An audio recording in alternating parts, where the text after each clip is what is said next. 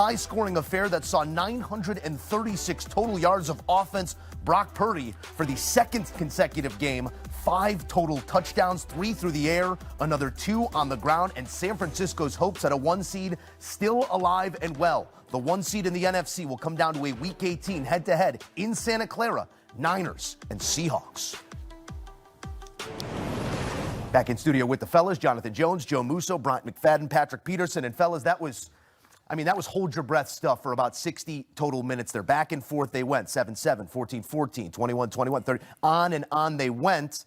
Chicago takes a field goal at one point. San Francisco counters with a touchdown. Not enough for Chicago in the end there. What'd you see on the final drive? Well, before the final play, great execution by San Francisco because they were prepared for the hook and ladder play. We've seen this time and time again with Ben Johnson, not just with Chicago, but going back to his Detroit Lions days and calling that play at the ideal moment and most importantly, executing that play. And when you look at San Francisco, it's almost like they knew what was going to happen before it happened because DeAndre Swift for a split second had a running lane that would provide him an opportunity to score a touchdown. And of course, with them being sound, San Francisco made the tackle, and then we look at the final play, great mindset in terms of what Robert Saleh decided to do. He understood and knew they had to score a touchdown. They were going to attack the end zone. There's no need to bring any extra blitzers in a blitz concept. Basically, rushing 3, drop everyone in the end zone, basically minimizing any throwing lane for a touchdown for Caleb, and he was scrambling, trying to make something happen. And when you look at how gassed every member of both teams were at the end of that play, they left it all on the line. This really felt like a playoff caliber game. And unfortunately, someone had to lose this ball game, and it was the Chicago Bears. Yeah, it came down to the wire, but this is probably the first time that we can sit up here and say that there was clock management issue at the end of that ball game. Yeah. I felt like when it was 25 seconds left and they picked up the first down, they should have spiked the ball to preserve that timeout late in the ball game to give them more options to be able to go towards the end zone. But like we talked about in the beginning of the show, what defense was going to make the plays, the necessary plays to help their team win the ball game. And late in this ball game, San Francisco 49ers defense came up big. Not many defensive plays made in this game. The first of the game, a pick 6 for Chicago. The last of the game, a big stop for San Francisco. But everything in between there, Robert Saleh, Dennis Allen, very much in a defensive-minded hellscape because of the offensive minds that lead the other side. Head-to-head, we were interested in that matchup of Johnson and Shanahan. What'd you see there? I saw great on great is what I saw. This came down to just one team making one more play than the other, right? I mean, we have seen time and again Caleb Williams buying time, and finding the guy, and he just couldn't find the guy. That San Francisco and Robert Saleh decided to just send 3, drop everyone else back in there, and then when Caleb Williams got flushed, there was nowhere else to go with the football. I saw both of these I'd call them coordinators, of course, but both of these head coaches who call offensive plays really work vicariously through their fantastic young quarterbacks. Brock Purdy has been absolutely unconscious out there. The way that he has been throwing the football, running the football, the way that he manipulated the pocket, his footwork tonight was really spectacular. Forget about whatever Kyle Shanahan is telling him in his headset. Kyle Shanahan can't do in and out of the pocket what Brock Purdy was doing. Caleb Williams continued to play exceedingly great football, like we have come to know him play these last probably better part of 2 months, I would say, Joe. And that ultimately, again, this came down to what defense is finally going to make a play.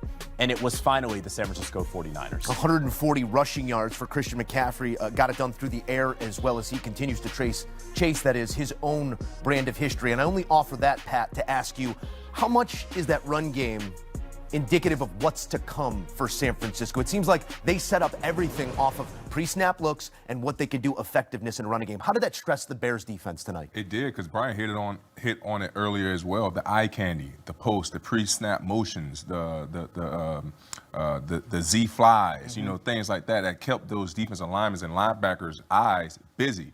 And when you keep those guys' eyes busy, next thing you know, back doors become open. And Christian McCaffrey did a great job of finding holes. It was one time he was stopped dead in the backfield, had made 2 tremendous jump cuts, and had guys like there was in quicksand. So everything pretty much runs through Christian McCaffrey. Today had a total of 181 yards, 1 touchdown, 140 on the ground, adding 41 yards through the air. So we knew that we was going to get a heavy dose of CMC tonight, and we did. And Brock Purdy also played outstanding. So how about this? The San Francisco 49ers, you have to consider, this is just a playoff game, right? Yep. Mm-hmm. And they are playing and very well could get the 1 seed with a victory against the Seattle Seahawks next week. Consider what they're missing.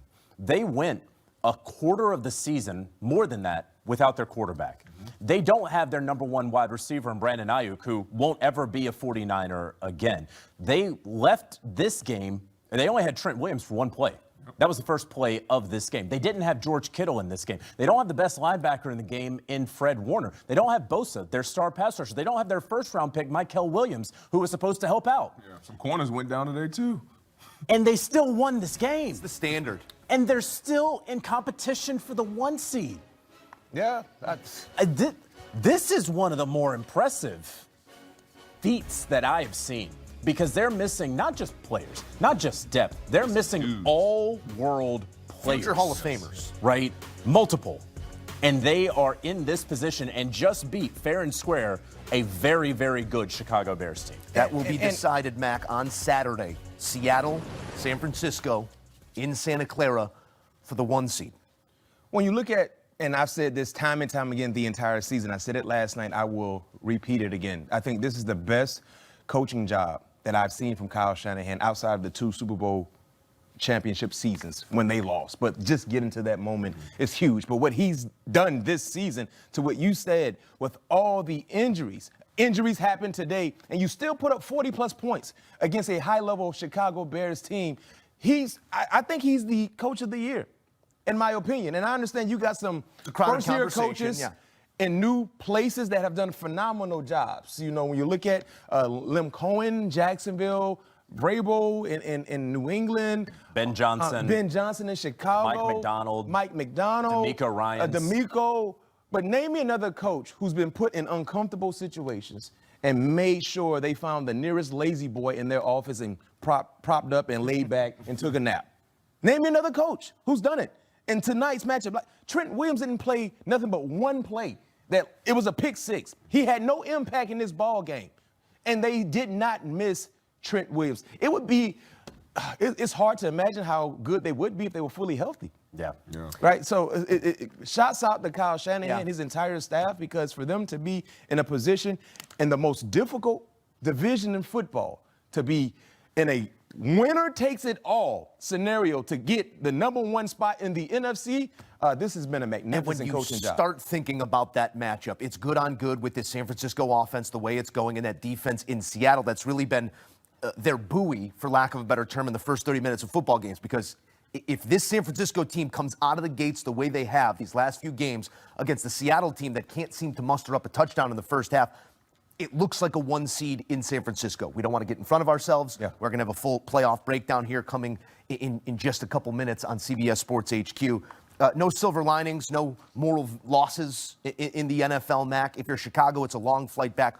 What are you ruminating over? Because I'm sitting here as someone that's watched this team for the entirety of my life. And few times before have I seen a group as calm and collected, especially offensively, as they were tonight.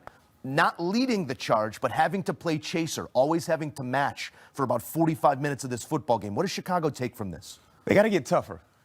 They got to get tougher on both sides of the football field. And defensively, when you talk about, Pat, and you gave us that some months ago about when a team has a defensive touchdown or a special teams touchdown. No, that wasn't you. That was Coach LeBeau. I'm sorry. Dick LeBeau told us. Could be mixed up with. It's an 85% chance when a team has a defensive touchdown or a special teams touchdown, they win ball games. Yeah. The very first play for Chicago was a pick 6. Instantly, they took all the momentum out of the stadium, and it was in their favor.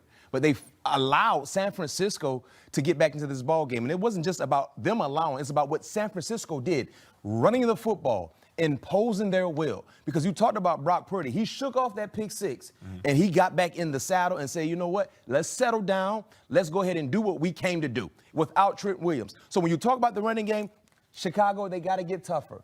Because we've seen them impose their will in opposing teams. Well, tonight, San Francisco did the same thing they did to Philadelphia weeks ago in how they imposed their will. CMC, 140 yards on the ground. I mean, they had no answer for the zone concepts, the eye candy. And I talked about the eye. You cannot follow the first man in motion because that's a disguise. They want you to follow that person because they're coming backside. So it's hard to really adjust to it in the flow of the game. But most importantly, if you can be stout at the point of attack, maybe you can neutralize and get them in second and long situations, third and long situations. But when you look at where they were, I mean, it was 2nd and 5, 2nd and 6, manageable third down situations because of second down opportunities. But I'll say this, and I remember my rookie year, 2005, we went to Indy. Indy hit us in the mouth, blew us out on the national stage, Monday Night Football, beat us bad. Everyone was heckling us and said we had no shot. And Bill Cowher stood in the locker room post-game, gave a speech. And anytime he spoke, we always listened because we respect him. But he said something that resonated throughout the entire locker room. He said, don't worry, we'll be back in this same locker room in mid to late January football. And this will be a different outcome.